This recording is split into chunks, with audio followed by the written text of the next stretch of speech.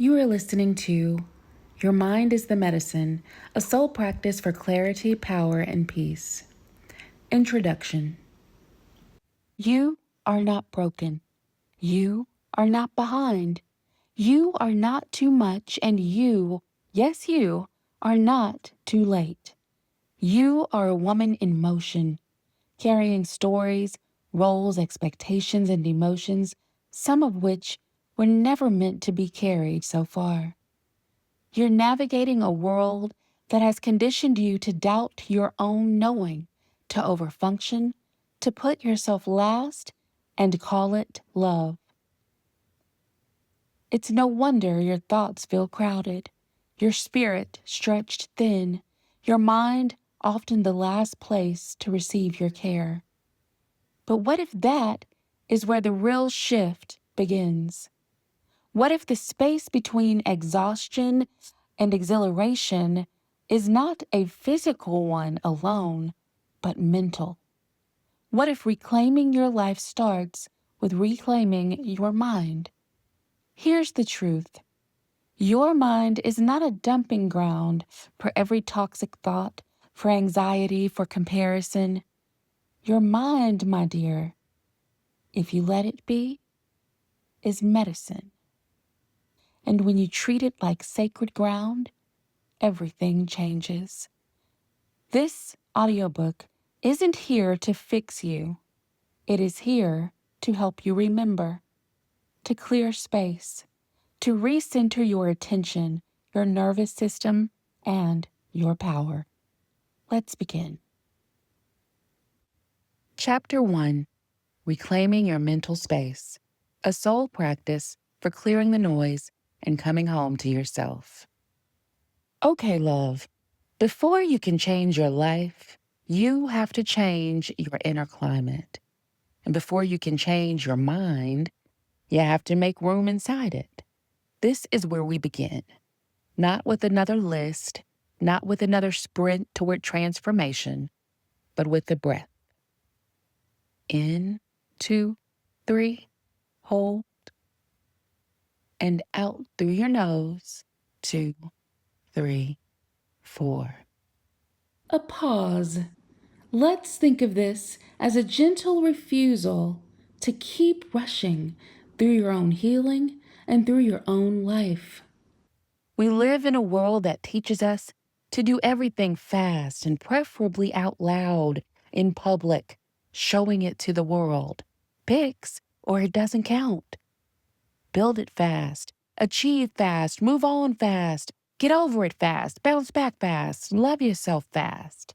Do wellness and get those results fast, or you aren't doing it right.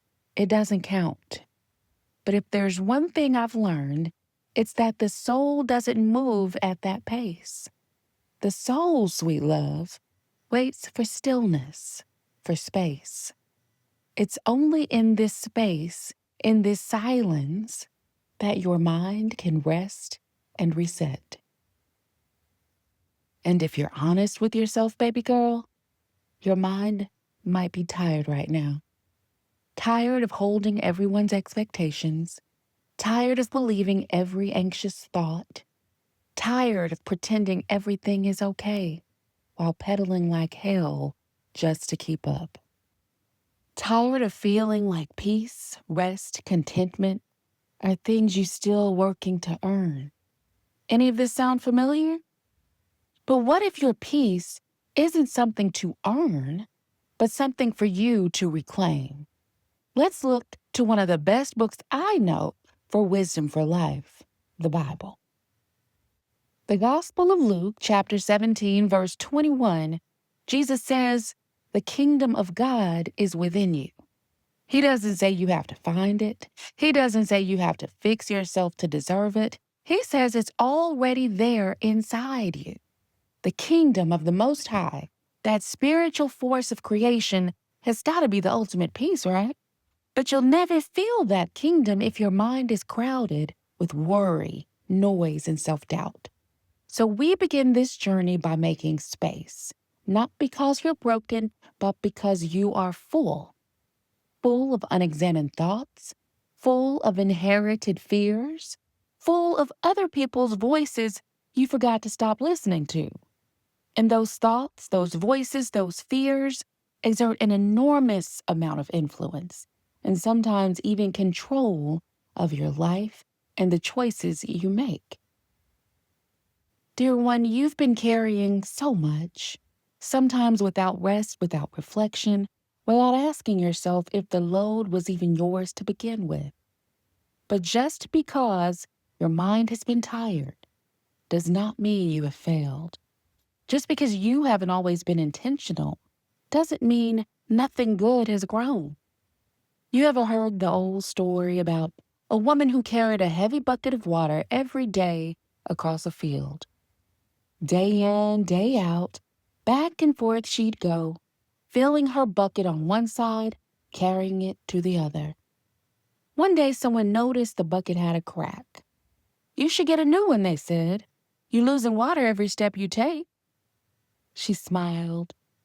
"Look closer," she said, pointing to the path she took each day. And there, along that path, vibrant and bright, wildflowers had grown along the entire trail where the water had spilled. Beloved, even a leaky bucket can leave something beautiful behind. So don't worry about the broken places, your tired thoughts, your old patterns, your imperfect healing. They've still grown something. And some of those things, as you look back over your path, are beautiful. And so for those thoughts, those patterns, we give thanks. They served a purpose in our lives.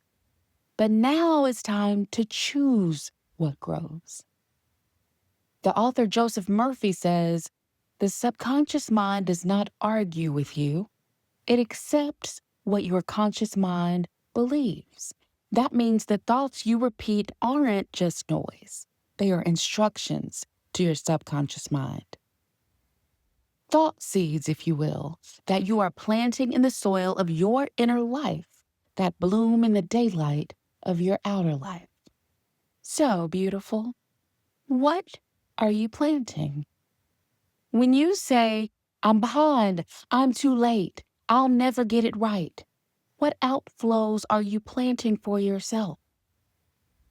You can begin again right now with one small declaration. Say it aloud if you're able. Repeat after me. I am allowed to think differently today. I am allowed to feel something new. I am allowed to choose the thought seeds that I plant. Remember, love, you are not your thoughts. You are the witness, the gardener, the gatekeeper of what stays and what goes.